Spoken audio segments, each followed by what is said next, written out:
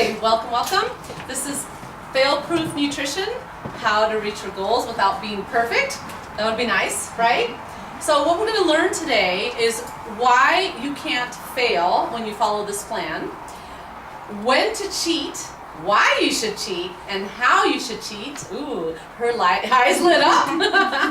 And what to do when the pounds start to creep back up, because they inevitably do, right? So what do you do when that happens? Okay, so we're going to jump right in. So the first thing that you need to know is that our foundation for our nutrition approach and philosophy is low glycemic eating. So some of you are seasoned veterans and you know what that means, and probably the newbies do too, but who would like to volunteer? What does it mean to eat low glycemic? Low sugar. Low sugar. Okay, low sugar. Okay, that's part of it. Yeah, that's part of Low it. carb. Keep your blood sugar regular. Keep your blood sugar regular. Yes, regular or steady. Maintain your blood sugar. Yes. Okay, that's good. Okay, so we're going to talk about low glycemic, more about exactly what it is, why you should eat this way, and also I want to talk a little bit about the high glycemic roller coaster. For some of you, this is a little bit of review, but so that everybody's on the same page with this. Okay? So first of all, what you need to know when it comes to eating low glycemic is that, can you see there? Okay, is that you want to keep your blood sugar stable, as Charla said. So it should look like this. When you eat, your blood sugar would go up, but you'd get hungry, you'd eat again, you'd get hungry, you'd eat again. Can we go ahead and close that door, please? So that's how it should look. This is actually normal and this is good, okay? You might think that it's, you know, your blood sugar spiking and dropping, but no, this is actually okay, all right? So what happens when you eat within a narrow band of blood sugar is that you are in an anti-inflammatory state, okay? And so, I gotta sneeze. Okay, so what happens when you're in an anti-inflammatory state is your cells are getting optimal nutrition and you're not going through blood sugar crashes and you're feeling really good and then you crash, okay? So the thing is, a lot of people don't eat this way, okay? Most people, not you ladies, but most people actually wait a long time or don't even eat breakfast and start their blood sugar down here in the mornings, okay? And then what is one of the most common foods that we eat, Americans eat for breakfast? Cereal, bagels, exactly. Starbucks lattes and muffins, right? So a lot of times what happens is when you eat like that, your blood sugar spikes. And I'll explain to you why that happens, okay? And maybe some of you, okay, how do we feel like mid-morning? Do you feel like starving or sluggish? You know, mid-morning, oftentimes we feel like that, okay? So you want to pick me up, so you drink some coffee, maybe the candy dish, you know, and the cubicle next to you or something like that. This is the key one though. 2, 3 o'clock in the afternoon, right? It's the food coma, right? You know that that's not normal. People call it the food coma, but that's not normal. That is a result of this high glycemic blood sugar spike, okay? And so, you know, you go for those candy dishes that, you know, nobody craves like apples or celery at that time, you know, what do you want? Sugar, right, usually, or some kind of salty starch like pretzels or something, right? So this is what most people do, and maybe some of you have done this or you can relate to some of these drops here, okay? So this is a huge problem because this is inflammatory. So our goal and focus when it comes to our eating is we focus on getting out of that range, okay? There's a lot of problems with this. One is when you're in this range, okay, your fat cells actually live out in these ranges and your muscle cells live here, okay? So what happens is that your body thinks you're starving, okay? And so what does it do when you're in this? It holds on to the fat, okay? So you're not really starving, you know, but it holds on because you've triggered this, one, if you're stressed out, you trigger cortisol, which is a fat-storing hormone. You're also in a hypoglycemic range. Okay, so what happens here is, I'm going to show you another little diagram. Can you check and see if you can see this? Otherwise, you might have to tilt it down, because I'm going to draw it down zoom here. in more. Okay, so another thing that happens is that when you eat carbs, okay, if you eat carbs, can you guys see that? So you eat carbs, okay, and then your body makes glucose, which is what I already mentioned to you. Maybe not. Glucose is the body's form of stored sugar. It's what we use for energy, okay? So what happens is, if you're gonna go run after eating a muffin and drinking a latte, rather than sit on your butt at work, right? Then it uses it for energy, okay? That's what you want, okay? So you use that glucose is your fuel to get you through that run. But most of us don't do that if we eat that kind of a meal, right? What do we do instead? We sit on our booties. So what happens then, okay, is that's where you store fat, okay, fat storage. So your fat goes up, okay, while your fat burning goes down. Why? Because you ate that high glycemic food and it got stored. Now it's up here and you're not using it. Do you follow me? So here you're holding on for dear life and you're starving. But here you're not using it, so you're storing. So either way you have a problem if you're wanting to lose body fat. Does that make sense? Yes. You guys can speak. That's fine. The video doesn't hear whether you're nodding. You guys are like, oh my gosh, she's on video and she said that. Okay? Okay, so our goal is always to keep you in this range. And so that's what I want to talk about. Okay? So just some very simple strategies. First of all, you want to eat within an hour of waking up. Super important. You have to eat within an hour of waking up. That's why I so believe in USANA's smoothies, because you can even make it the night before if you want, but there should be no reason that you don't eat on your way to work, you know? I mean, a lot of people take the time to make their coffee and down it on the way to work. Why not drink a smoothie on the way to work? There is no reason. So if you're doing that, stop it. You've got to eat within an hour waking up. Why? Why do they call it breakfast? You're breaking the fast that you've been on, you know, hopefully for 8 hours the night before, right? And so what you do is you actually, it's like you're starting your engine. You're actually revving your metabolism when you have that breakfast. Versus, you see now, if you wait and you skip it or you wait till 10, waiting is nearly as bad as skipping it altogether, okay? Because your body just stores the fat, okay? And then you're starving, so woo, your blood sugar spikes because you suddenly got something to eat. Does that make sense? Do you guys understand? That's why you want to eat within an hour of waking up. Super, super important, okay? So that's the first thing. Easy fix, right? Can you do that? Yes? Okay, wonderful. Yeah, you're not nodding. You're nodding and saying something. Yay. Okay. All right, so then the second thing is you need to eat every 3 to 4 hours. So this is normal here, but this is about a 3 to 4 hour cycle. When you're here, your body tells you it's hungry, but have you guys ever just worked through, you know, lunch or whatever, and you're not really thinking about eating, right? So you don't really notice that time has gone by. That's probably happened to all of us, right? We're so busy. But what happens when you stop and you take a breath?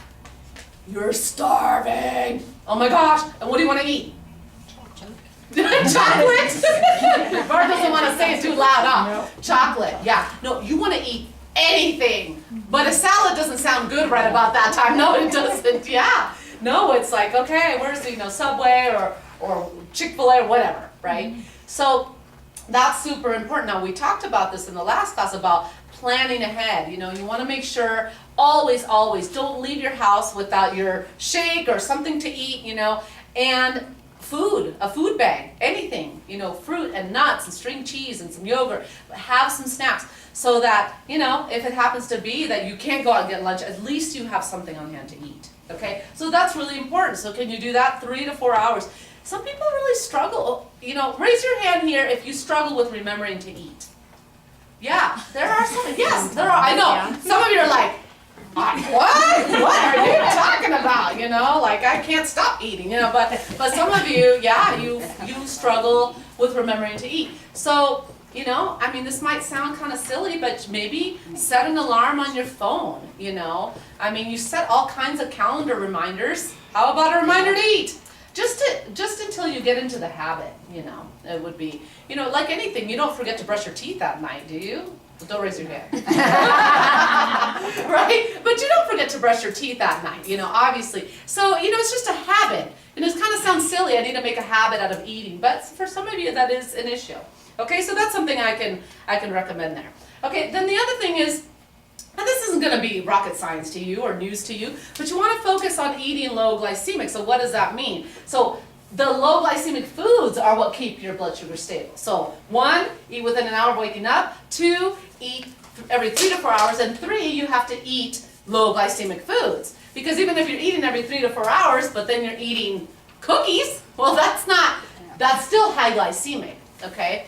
So what does that mean? Well, lean proteins, you know, fish, chicken, eggs, and low-fat dairy, and lots and lots of veggies, a few fruits, but the main thing is the starches. That's where we get hung up on. Raise your hand if you don't like bread. Okay, right, yeah. So the thing, Robert said yesterday, why couldn't they make some kind of a bread made out of meat? You know?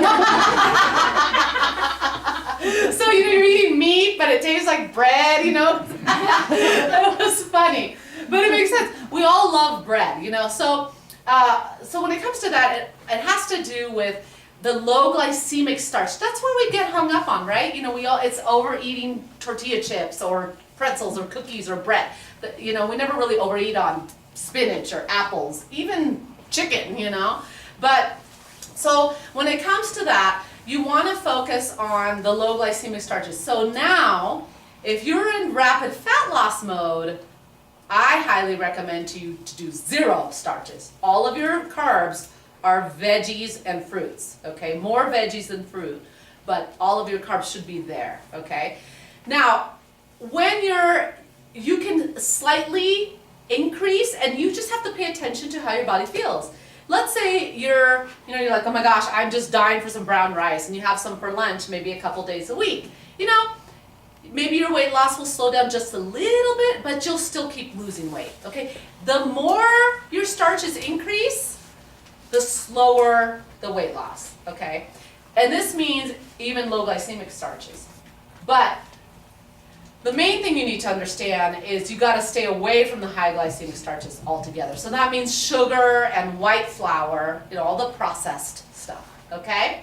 So, but that's what I wanted to really talk about is when it comes to the glycemic index of foods, you don't really have to memorize the numbers. You know, in my book, I've got the numbers so you can have a good reference, and it's a good reference for you to really start to familiarize yourself with what foods are low glycemic, what are high.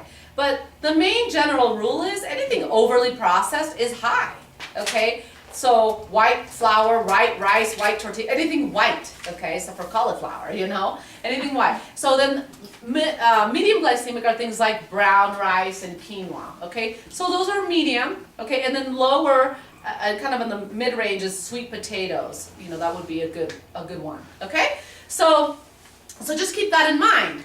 And so you can do a few starches if you're really missing them, but remember, just the more you do, the slower the fat loss will be, okay?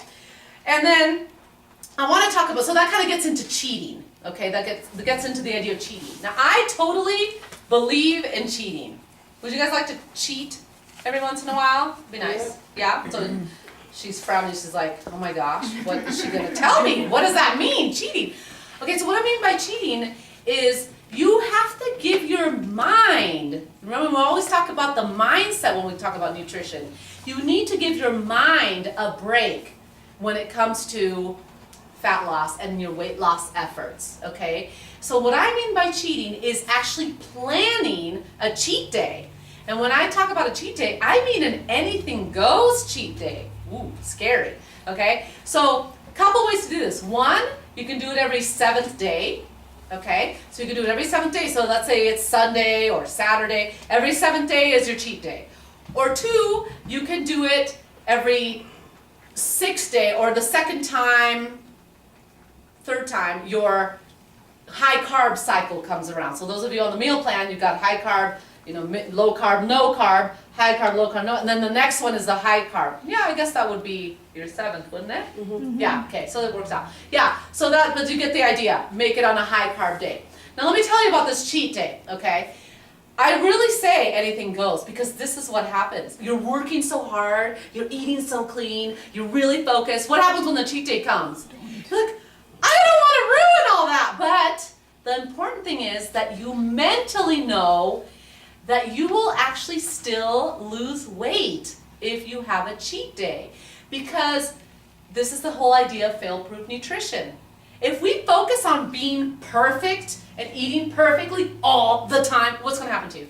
You're gonna fail. You're going to fail. Why? Because nobody's perfect. Your friend comes over, she's like, hey, look what I got you, and you're like, oh, I can't eat that. Oh, well, it looks like just a little bite, and then it's gone, and then you feel bad about it. And so you're like, screw it, I'll just start Monday, but it's Tuesday, so you got like the whole next week, right? No, that's not what cheating is, okay? So what you want to do is you want to plan, there's 2 ways. One is doing the carb cycling and the 7th day, okay? So that's your planning that cheat day. The other thing is, if you have an oopsie day, okay, your friend comes over and brings you some kind of treat, your husband, whoever, somebody trying to sabotage you, okay? Don't say, I'm gonna wait until Monday. Fix it at that next meal, okay? That is where a lot of times we go wrong, right? Especially if we have a bad breakfast, right? If you eat a crappy breakfast, if you get in, you have the muffin and you have the whatever McDonald's, something that, they brought in donuts at work, all this, the Krispy Kreme smells so good, I couldn't help myself. Screw it, I already ate bad. And you eat bad the whole day. Have you ever done this? I've done this before. Like, I ate a crappy breakfast.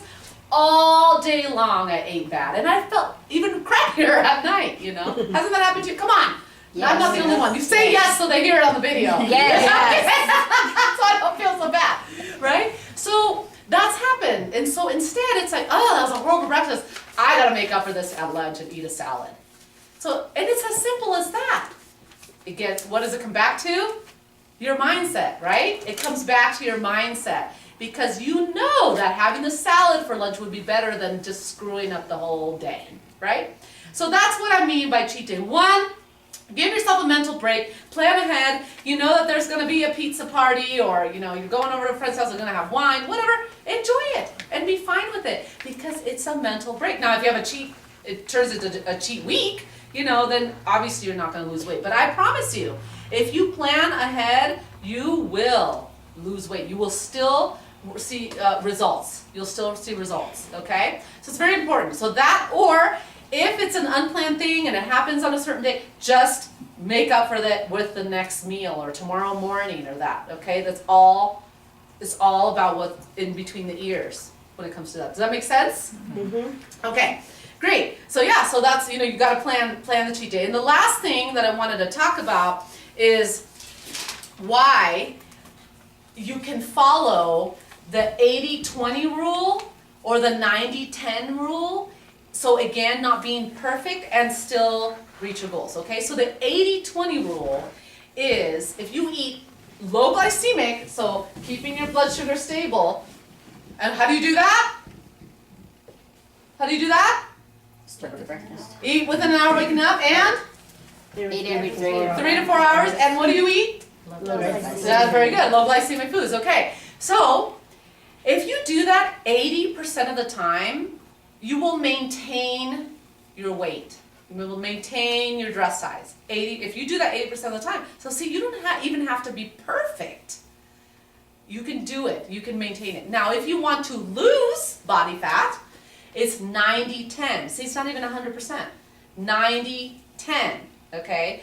90% of the time, you eat really well, keep your blood sugar stable, eat within an hour, do the green smoothies, do the lean proteins, stay away from the alcohol, don't eat sugar, 90%. So that means, have a piece of chocolate, have a little half a donut on a cheat day, whatever, you'll still lose weight. Isn't that cool? Yeah. It's pretty cool, isn't it? So see, I hope that helps you the idea, you know, of having fail-proof nutrition. Because if you feel like it's so hard and you have to be perfect, what's going to happen? You will fail. You will fail. It has to be doable. It has to be doable. So that's what I wanted you to make sure that you understand is 90-10. So if the last thing I want to explain to you, if your weight starts to creep up, because this happens, our weight fluctuates, and you have a bad weekend, you know, it's like, oh, I know I should have eaten a salad after that bad thing, but I know it just, I don't know what happened. It's Monday morning and I'm 3 pounds heavier. Okay, so there's a way to fix that. So one, you gotta focus on that 90-10. Okay, you might go 100 that day, all right, just to nip that in the bud. And a couple of strategies.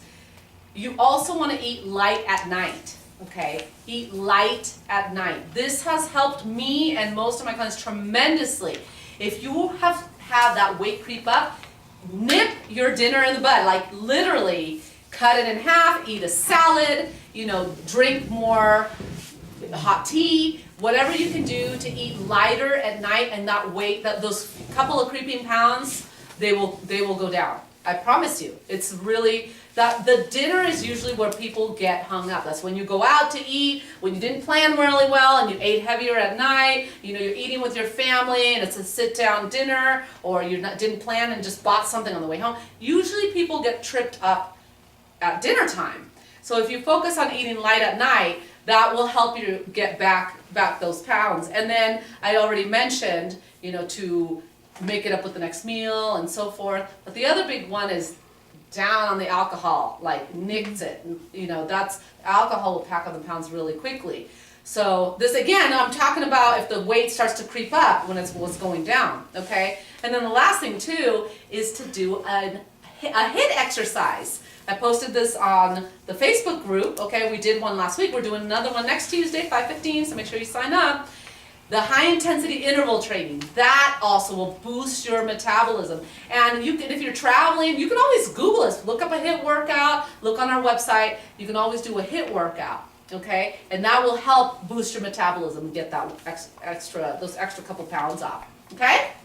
So, to sum it up, okay, to have fail-proof nutrition, one, you want to focus on low glycemic eating, okay? Keeping your blood sugar stable by repetition is important.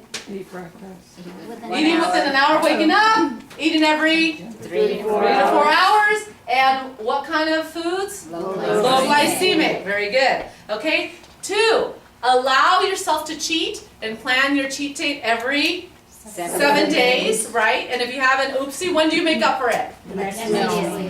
Monday. No. Right. You make up for it the next meal. And how to really nip those creeping pounds. What are some things you can do? You can eat light at night. Very good. Yeah, that's very good.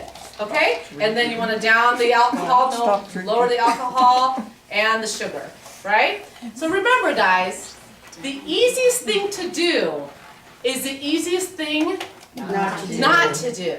Right? The easiest thing to do is the easiest thing not to do. So if you feel overwhelmed, like, okay, where should I start? You know, start with one thing and get really good at that. Maybe it's your breakfast, timing your every 3 to 4 hours, okay? If you have an oopsie, fixing it right in the next meal. But make sure to just start with one strategy, focus on that one, okay? And I promise you, you will see results. Your waistline will see results, and you will feel really good about yourself, okay? So just remember that. The easiest thing to do is the easiest thing not to do. A lot of these things might have been reminders, but then you go out the door and you forget it all. So just do one thing. Can you do that? Yeah. Yes. Perfect. Okay, thank you. Thank you.